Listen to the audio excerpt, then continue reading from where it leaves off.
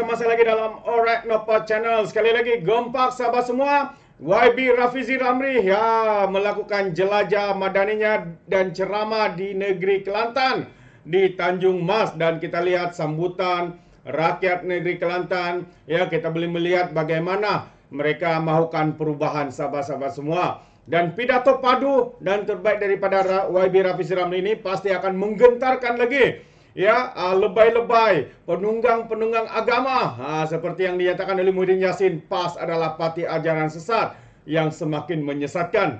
Jadi menarik untuk kita dengar sendiri apakah yang dikongsikan oleh YB Rafizi Ramli semasa beliau berada di Kelantan. Tapi sebelum itu jangan lupa juga untuk terus support Alright Nopa Channel dengan cara tekan butang subscribe, like dan share. So mari kita dengar dan juga tonton video ini sahabat-sahabat semua. Saya jarang sangat berceramah di Kelantan.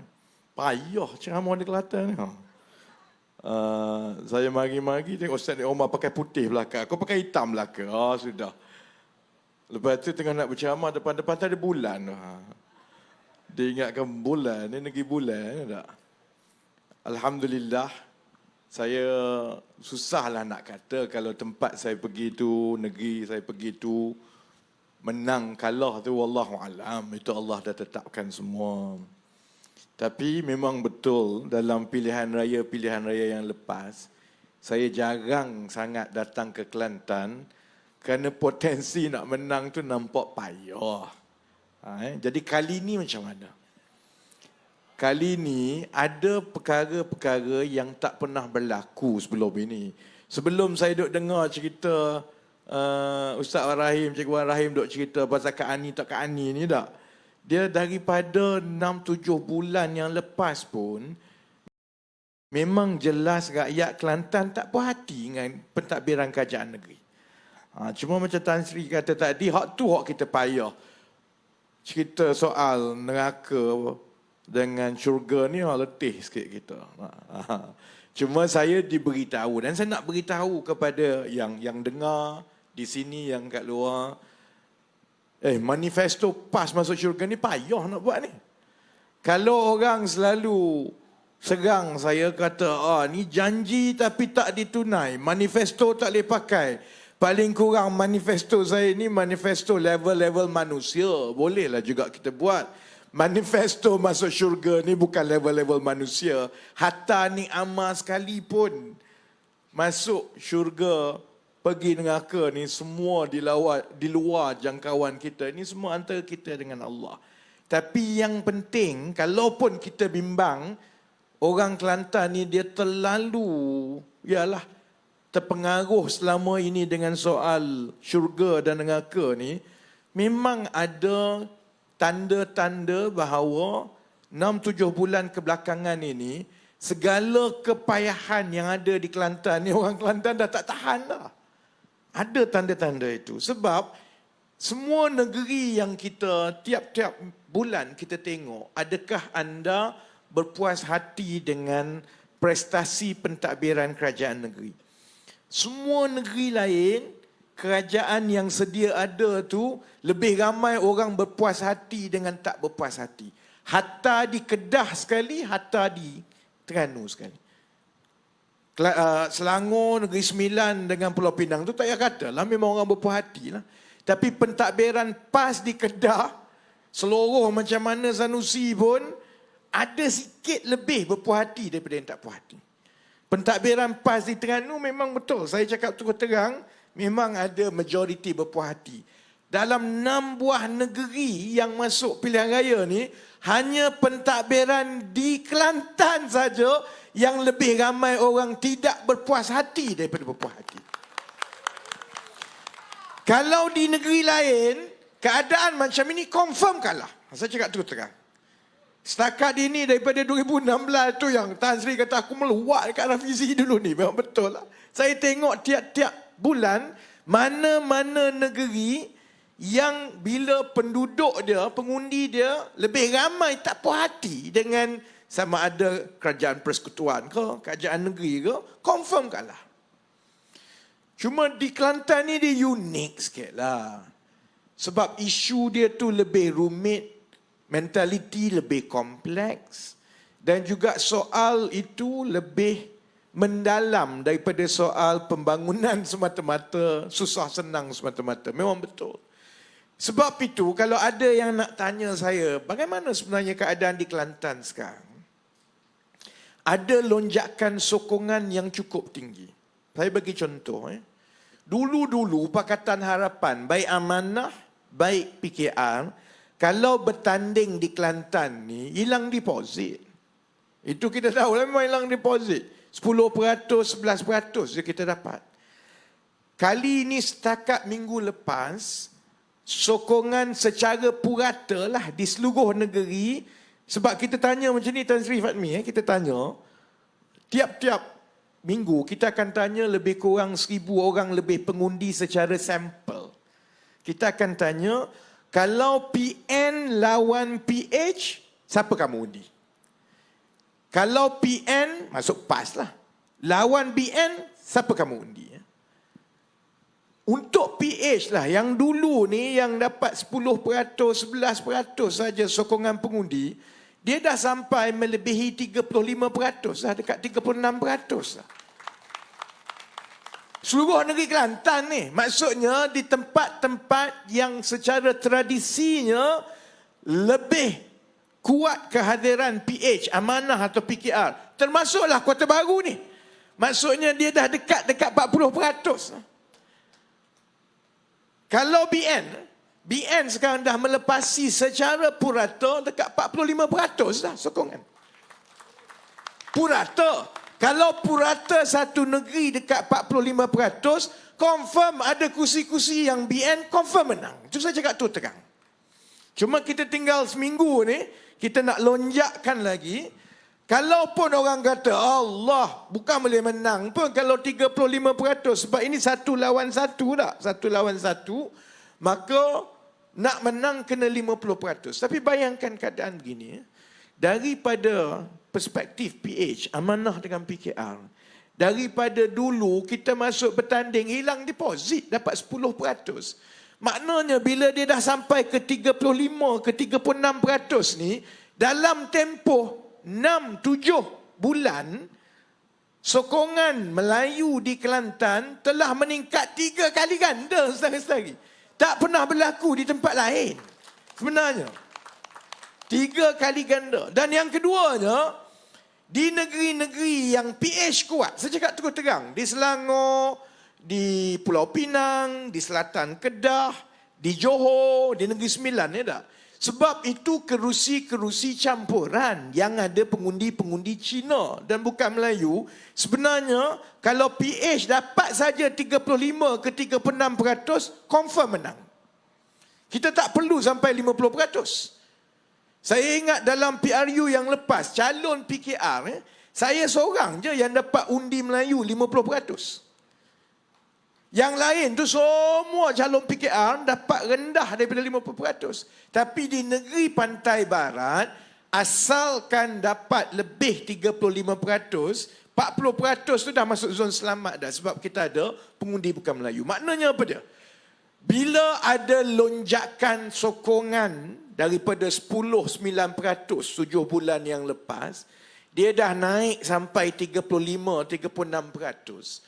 Pada paras 36% sokongan Melayu Kelantan, itu maksudnya sokongan Melayu Kelantan kepada PH dulu, Tan Sri, tak? Sebenarnya sama dah Kelantan dengan Perak, Kelantan dengan Melaka, Johor, ni dah sama lah.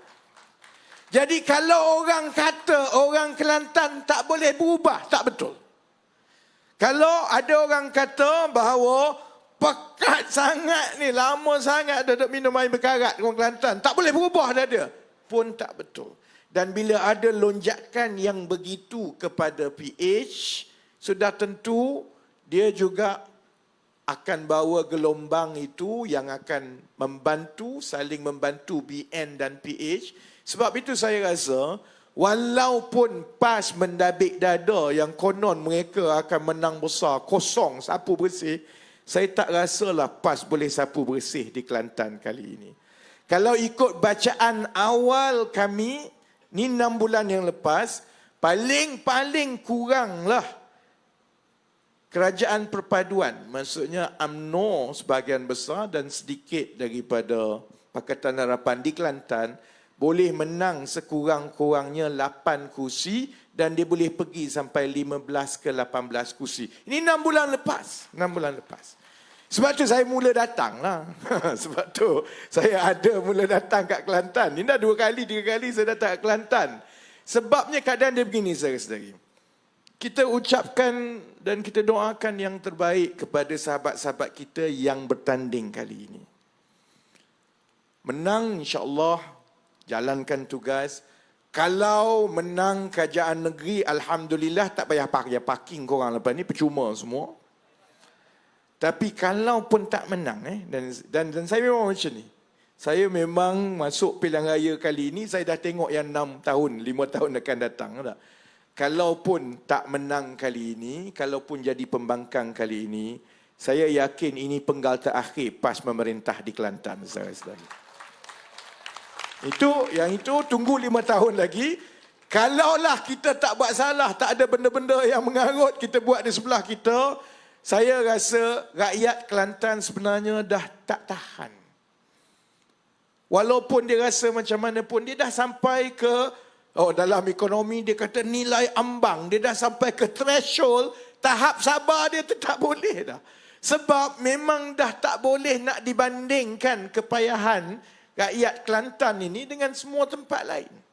Tadi contohnya saya baru lancarkan statistik gaji secara suku tahun untuk seluruh Malaysia. Tak payah kita terkejut lah. Gaji paling mahal dekat mana? KL, Selangor, Pulau Pinang. Gaji paling murah kat mana? Tak payah terkejut, Kelantan. Gaji median, gaji penengah. Maksudnya gaji penengah ni gaji yang 50% dah mahal lah ni. Dah mahal. 1,600 kat Kelantan. Maksudnya orang Kelantan ni, dia 800, 900 bulan. Ini zaman bila punya gaji? Itu yang saya dengar tadi memang kita, saya kalau apa-apa rasa sedih. Sebab saya pun 3 suku Kelantan. Saya orang Kelantan 3 suku. Sebab bukan 3 suku gila.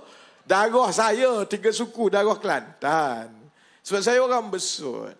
Ayah saya, keluarga semua Besut. Sebahagian besar keluarga saya tu di sebelah Kubang Kerian. Pak sepupu saya semua. Saya ingat Ustaz Ni Omar pun kenal semua. Memang banyak pak sepupu saya semua di Kelantan. Cuma saya ni kira orang pantai timur murtad lah. Banyak duduk di KL. Jadi tak nampak pantai timur sangat. Hanya sebelah datuk, sebelah mak saya je ada darah Terengganu. Sebelah nenek, sebelah ayah saya, Tok Ki dua-dua orang darah Kelantan. Sebelah mak saya, nenek orang Gunung Bacok. Kahwin dengan orang Teluk Pasu. Jadi saya 3 suku darah Kelantan. Suku je darah Terengganu. Orang KL ni berlakon je sebenarnya. Korang gelak. Orang Kelantan semua macam tu lah. Dia duduk negeri lain, dia berlakon jadi orang Selangor lah. Sebab tu Shah Alam lah ni. Orang tak panggil Shah Alam, orang panggil Shah Halal lah. Jadi kita, orang kampung kita, anak-beranak kita. Walaupun kita cerita semua statistik gini, tapi naluri kita sedih lah. Sebab orang daripada saya kecil dulu, orang kata orang Kelantan ni orang cerdik-cerdik belaka. Memang betul. Kalau tengok tokoh akademik, banyak orang Kelantan. Orang yang berjaya, yang berdagang, peniaga besar, orang Kelantan. Tapi dia kena keluar daripada Kelantan. Dengan Ustaz Ni Omar pun lain ni, tak ada Kelantan dah. Jarang dah. Sekali-sekala je. Jadi akhirnya yang ada kesan apa dia? Orang Kelantan yang kekal duduk dekat sini kerana kegagalan itu ialah bila kegagalan mentadbir sehingga menyebabkan orang terpaksa pergi tempat lain. Kelantan ni saudara-saudari, saya kumpulan saya, budak-budak saya hantar untuk cuba nak faham orang yang duduk kat Kelantan yang tua-tua ni. Contohnya yang kami nak ambil tahu, apa sebenarnya yang menggembirakan mereka. Sebab saya pun nak faham ni macam mana ni Amar boleh jadi pimpinan hebat orang Kelantan. Aku waktu tak boleh faham, tak boleh brain sangat tau. Kan? Ni Ammar kalau Allah orang lain. Saya kalau masa zaman arwah Tok Guru Nik Aziz dulu saya faham.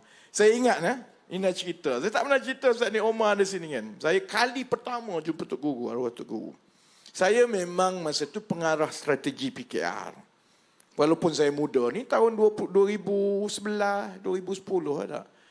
Jadi kalau dalam majlis presiden, saya mewakili PKR lah dalam majlis presiden.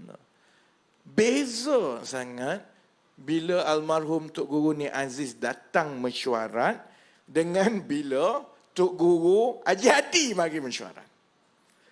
Sebab bila almarhum Tok Guru Nik Aziz datang, dia akan pergi salam seorang-seorang. Dia senyum. Dan bila sampai ke peringkat saya ni budak je, umur 31, 32 je masa tu.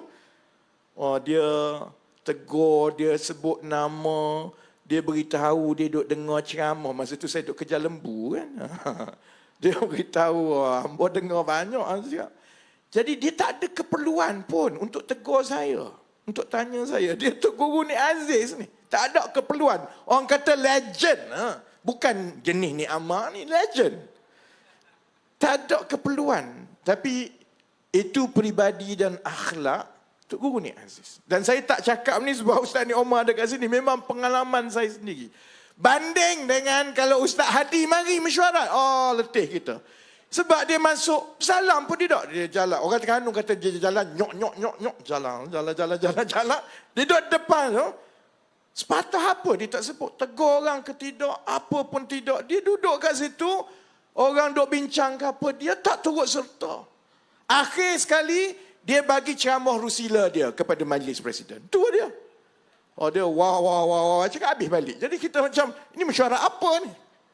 Beza sangat. Tak? Jadi, kalau kita tengok sebenarnya, memang ada tanda-tanda perubahan yang besar sebab kegagalan pentadbiran itu sudah terlalu jelas. Saya, kalau orang tanya saya orang Terengganu, ada orang Terengganu, besar Terengganu, darah 3 suku Kelantan. Sepatutnya jadi orang PAH lah, sepatutnya lah. Saya satu saja yang saya dululah tak masuk mana-mana lah kan. Tapi bagi saya politik ni kita semua tahu bukan soal akidah. Politik ni bagi saya ialah soal meletakkan orang yang ahlinya dalam bidang yang sewajarnya dalam perkara-perkara pentadbiran yang melibatkan terutamanya ekonomi, tata kelola kerajaan, kena cari orang yang ahlinya. Bukannya temberang macam Nik Ammar, tapi sebab dia orang kuat PAS, maka dia layak duduk kat atas. Yang ini bila kita bincang, tak? Saya bimbang dengan cara PAS, dia duk pelepah dengan orang budak-budak biasa sekarang ni. Sebab kalau tengok di media sosial, di sebelah luar Kelantan, budak-budak akan selalu tanya, yalah tapi pimpinan PAS ni tak reti mentadbir. Tengok apa yang jadi kat Kelantan tu. Berpuluh tahun, tak selesai masalah, tak naik. Dia akan jawab apa dia Ustaz? Yang ini dia jawab. Dia kata, jadi menteri dan pemimpin ni tak perlu pandai. Sebab dia boleh lantik pegawai-pegawai kerajaan semua untuk mentadbir bagi pihak dia. Kalau macam itu, tak payahlah Nik Ammar jadi menteri, jadi exco. Baik lantik pegawai-pegawai je, jadi ganti tempat dia. Dan ini adalah masalah utama kenapa orang macam saya tak dekat dengan PAS.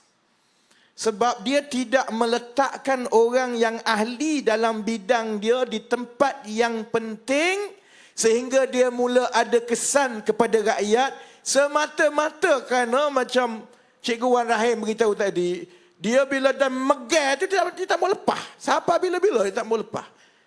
Sebab seronok jadi wakil rakyat ni, seronok jadi exco ni. Dan kalau jadi Nik Ammar seronok duk ratik bila aku nak jadi menteri besar lepas ni dia.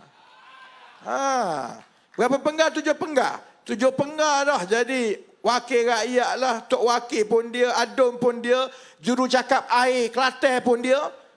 Ni dia nak jadi menteri besar. Hak tak akhir sekali ni lah. Sedangkan soal siasah, soal politik sebenarnya akhir sekali ialah soal buat kebajikan untuk rakyat. Apa guna kita jadi? Saya pun apa guna jadi menteri?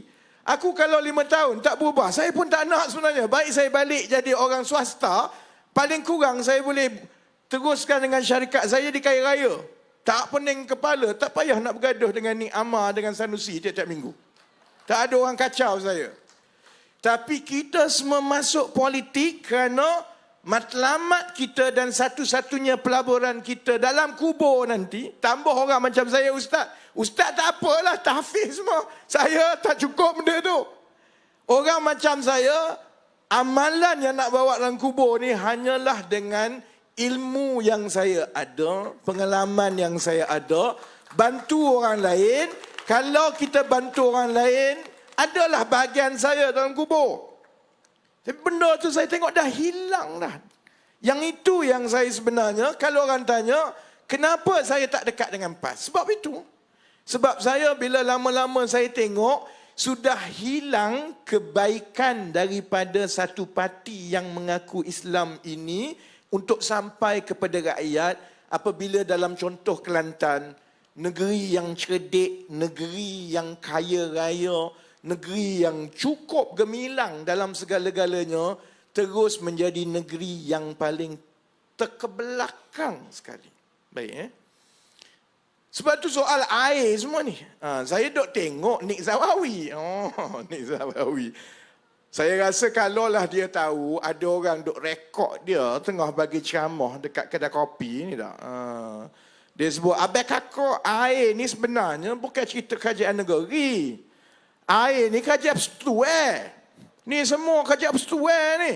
Jadi orang duk tanya, budak sekarang bila dia dengar TikTok semua ni, dia tanya terus tau kepada kita orang. Ni apa? Betul ke tidak ni? Kelantan dianaktirikan dan tanggungjawab untuk memastikan bekalan air di Kelantan ni bagus, sebenarnya tanggungjawab persekutuan. Saya nak kata gila betul lah. Kalaulah Wan Zawawi ni ustaz daripada Pasir Putih je, saya tak kisah.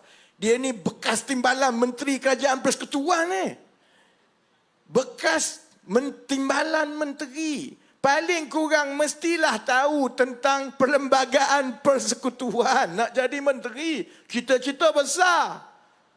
Cita perlembagaan kuasa siapa pun dia tak tahu.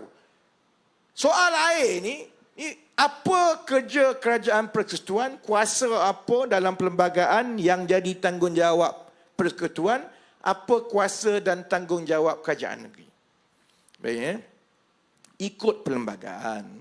Memanglah hasil tanah, pengurusan sumber, alam semua ni dan air adalah di bawah bidang kuasa kerajaan negeri. Sebab tu dulu-dulu memang soal air ni semua di bawah kerajaan negeri. Bukan di Kelantan je, di seluruh negeri lain pun memang macam itu. Cuma akhir tahun-tahun 90-an, awal 2000, kerajaan persekutuan dan kerajaan-kerajaan negeri juga mengenal pasti ada satu masalah utama dalam industri air kita. Iaitu pelaburan untuk menyediakan loji-loji rawatan air ni dia besar. Dia berbilion ringgit.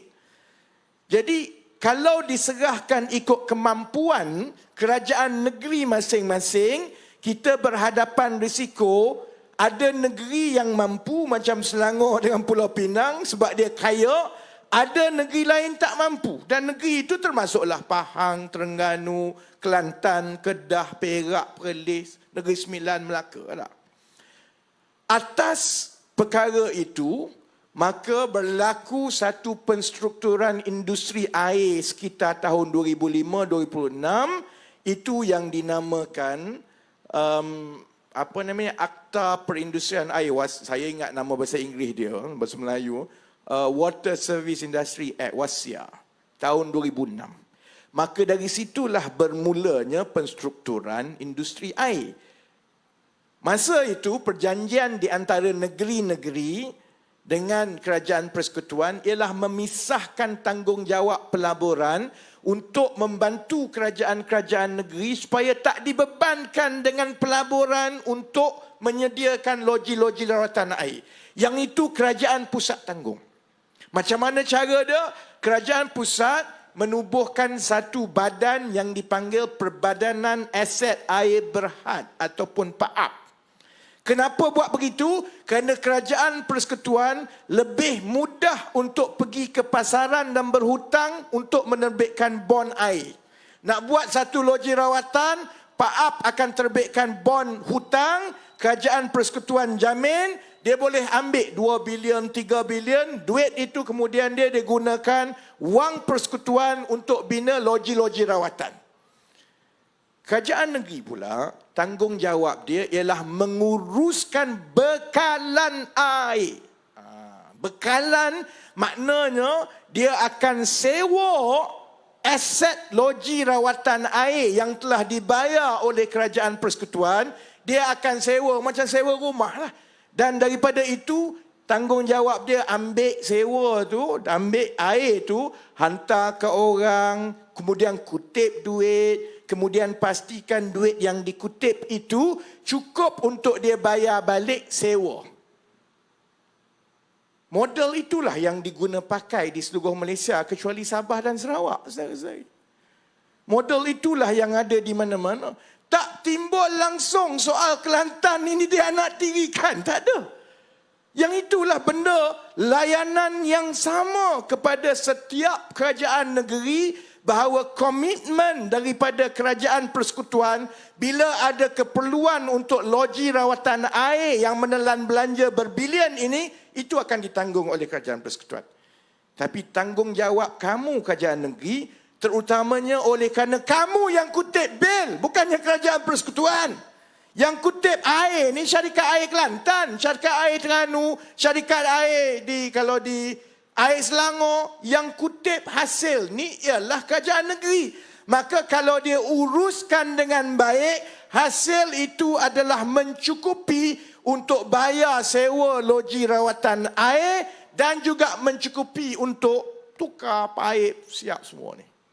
Baik, model itu berjalan dengan baik di semua negeri lain. Model itulah yang membolehkan negeri lain bina loji rawatan air, tukar paip, kutip duit, bayar.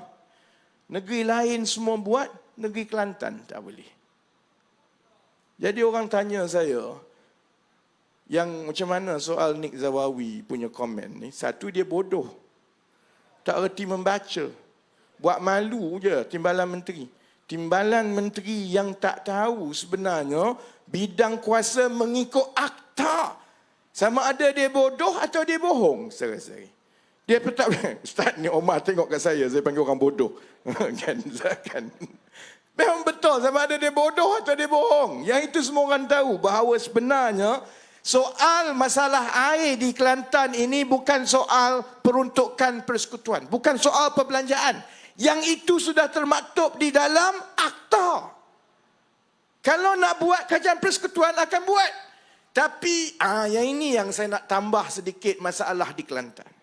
Negeri lain, bila kerajaan persekutuan buat loji rawatan, labur duit, kemudian nak sewakan.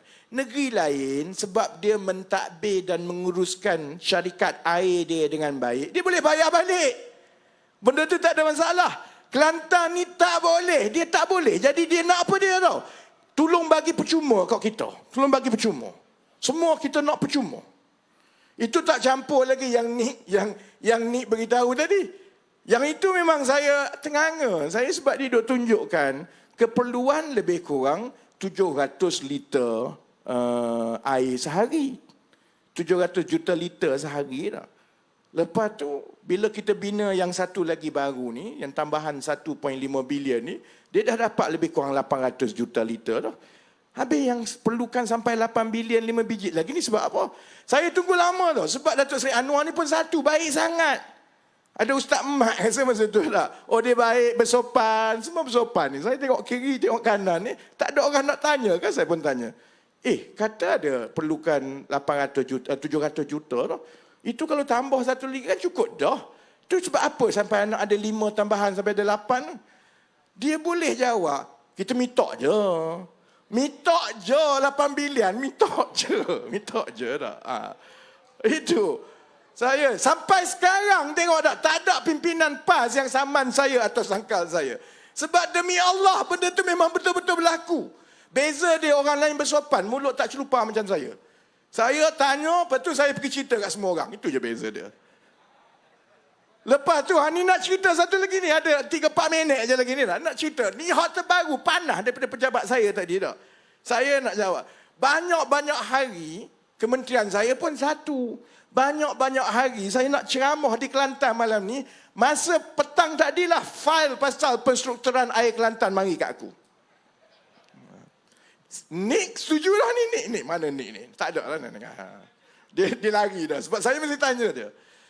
Kerajaan Persekutuan memang setuju dah nak bagi 1.7 bilion. Sebab tu setuju dah, selesai semua. Sebab pada pandangan kita itu cukup. Dan itulah keperluan. Termasuklah perbelanjaan untuk jangka pendek dan jangka panjang. Jangka panjang ialah untuk kita bina loji rawatan air yang baru, ada tangki tapisan air yang baru. Saya antara kerja yang paling awal, keputusan saya luluskan yang dekat sebelah Macang tu, lebih kurang 700 juta. Cukup dah semua. Tapi kita juga sedar bahawa ada keperluan mendesak sekarang ini kerana ada tempat-tempat banyak di Kelantan ini yang masih ada gangguan bekalan air. Jadi kita peruntukkan, tak ingat saya 50 juta tambahan untuk membantu air Kelantan untuk sediakan lori selesai ni. Sementara nak tunggu pembinaan yang besar ni selesai, ambil lagi dulu 50 juta ni untuk permudahkan. Tak ada masalah. Saya tengok satu-satu. Ini pasal komitmen dan persetujuan kerajaan persekutuan sekian. Yang ini untuk permudahkan jangka masa pendek, lori air semua. Saya tengok. Ada satu, dia selit juga kat situ. Nick setuju. Mana Nick kan? Saya depan ni, saya tulis. Tak setuju. Tukar balik. Dia minta apa tau? Untuk menghapuskan hutang-hutang untuk bekalan air yang lepas 275 juta. Saya dah sebut dalam ceramah dulu, jangan cuba-cuba. Dia bubuh juga kat situ, saudara-saudari. Lepas ni saya bergaduh dengan Nick, bergaduh dengan PM. Sebab saya tak setuju. Saya tak setuju bukan sebab saya tak suka kat orang Kelantan. Saya tak setuju kerana itu tidak berlaku adil kepada orang lain di seluruh negara.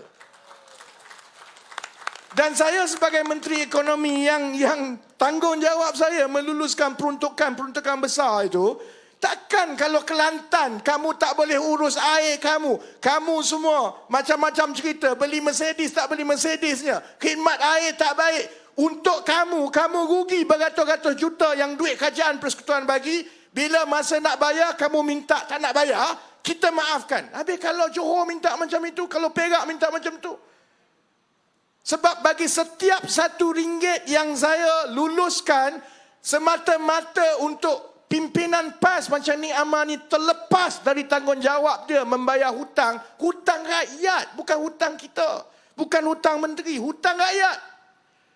Setiap 1 sen itu sepatutnya dipulangkan balik. Saya lebih rela bagi 275 juta untuk buat rumah-rumah perumahan rakyat yang pergi kepada rakyat, saudara-saudara. Daripada bagi kat dia dah makan banyak mana, dah bazir banyak mana, benda itu tak berlaku. Bila sampai masa untuk bayar, dia kata, tak apalah, tolong maaf lah. Selit. Mana ni selit.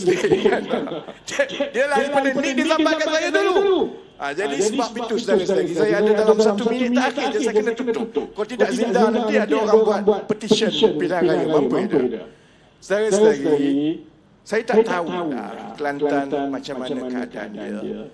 Tapi saya rasa dalam tempoh 15-20 tahun, ini ada perubahan yang terbaik yang kita pernah nampak. Dan Alhamdulillah, perkara itu berlaku dalam suasana kami yang selalu bergaduh ni antara Pakatan Harapan dengan UMNO Barisan Nasional. Ia berlaku dalam keadaan kami sekarang dalam satu pasukan. Sebab saya sendiri sebut, kalau perubahan itu berlaku dan ia hanya berlaku untuk Pakatan Harapan mentadbir pun kami tak mampu. Kalau ia berlaku dan hanya UMNO yang kena tanggung beban itu pun beban itu berat. Ini beban 30 tahun. Jadi beban ini berlaku kalau ada perubahan itu pada masa yang sangat cantik, iaitu kita dah kumpulkan seberapa ramai yang terbaik dari kalangan pimpinan-pimpinan Kelantan, daripada Barisan Nasional, daripada Pakatan Harapan, kerana tanggungjawab dan beban untuk bantu rakyat Kelantan ini cukup besar untuk kita perbetulkan. Jadi dengan itu saya berdoakan, yalah yang lain tu Cikgu Wan Rahim dah sebut semua. Saya tak boleh nak ceramah dengan gaya Kelantan macam Tan Sri Fatmi tadi. Saya ingat semua orang faham kita buat perubahan. Dia mungkin tak berubah serta-merta, tapi Kelantan dengan potensi yang ada. Dan ini anak Kelantan, darah 3 suku Kelantan. Kalau kita boleh hebat di Selangor sampai Shah Alam jadi Shah Alam, saya rasa kita layak untuk menghebatkan juga Kelantan dengan cara kita ubah daripada pentadbiran ni amal ni kepada kerajaan yang baru. Jadi dengan itu saya sudahi dengan wabillahi taufiq wal hidayah. Wassalamualaikum warahmatullahi. Terbaik sahabat semua, itu dia pencerahan padu daripada YB Rafizi Ramli. Sebentar tadi juga beliau memberikan satu pencerahan yang selama ini kita sendiri tidak tahu, ya, dengan menteri besar, menteri besar ataupun pemimpin daripada PAS cuba untuk poksilap menipu, tetapi dengan kedetailan yang ada pada YB Rafizi Ramli menemui penipuan, cubaan penipuan itu, ya, untuk Kelantan ini. Mau kerajaan persekutuan menghapuskan hutang yang mereka buat, tapi mereka suruh pula orang lain yang tanggung, sahabat-sahabat semua. Itu dia. Jadi kita mengharapkan rakyat negeri Kelantan, anak-anak muda negeri Kelantan khususnya bangkit untuk melakukan perubahan pada PRN kali ini. Jadi terbaik ucapan pidato daripada YB Rafizi Ramli. Jadi sampai di sini saja. Sekiranya sahabat semua juga mau memberikan sebarang komen, Anda boleh berikan komen Anda dalam ruangan komen. Dan sehingga itu sampai di sini saja. Izinkan saya untuk mengundurkan diri. Dan seperti biasa, peribahasa mengatakan, tapakun kangkap, 2 tahun keinginan. Dalam bahasa Melayunya, tepuk dada, tanya selera. Sekian sudah pada Orang Dapat Channel. Sehingga kita berjumpa lagi dalam info dan update yang seterusnya. Sekian, bye-bye.